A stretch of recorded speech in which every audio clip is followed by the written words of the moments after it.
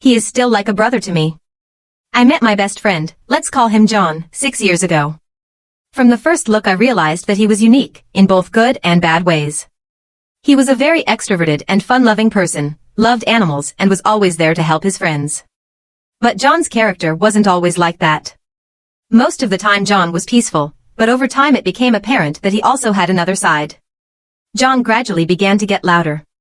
When situations and conflicts became too difficult for him, he often started shouting and threatening people. At first it was only through words, his voice and his expression.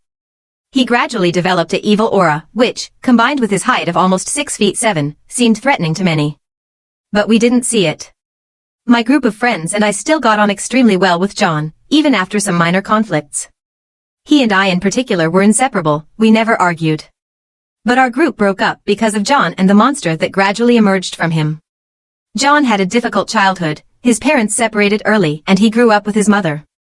After a short time, his mother's new boyfriend began to abuse John, both mentally and physically.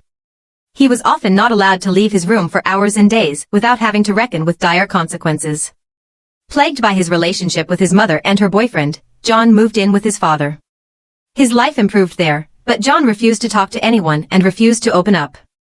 To forget his past, he drank alcohol and smoked a lot of weed, which in the long run drove the real, good John away. Our circle of friends completely fell apart when John thought that everyone but me was betraying him. John got himself a gun and threatened a friend to get some supposed information. At this time, he developed schizophrenia, which he himself did not recognize. John was admitted to a psychiatric ward several times over the next few years, came out again, got better, got worse. Nevertheless, I stayed with him, he was my brother. John tried to get better and first tried to catch up on his degree, but he didn't manage it and decided to work in a large company for the time being. He tried to do better, day after day. But each time he fell back into his illness. His best days were the best he ever experienced. His bad ones were the ones where he waited on the railroad tracks until the train arrives.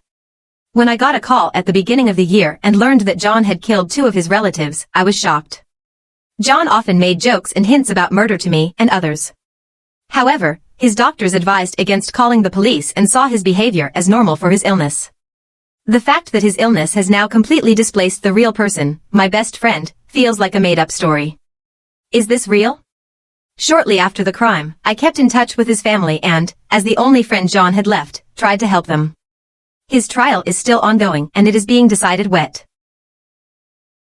whether he will spend the rest of his life in a psychiatric ward. And even today I still stand by John, but not by the monster he has become. And if there is a 1% chance that he will get better one day, then I will be there for him.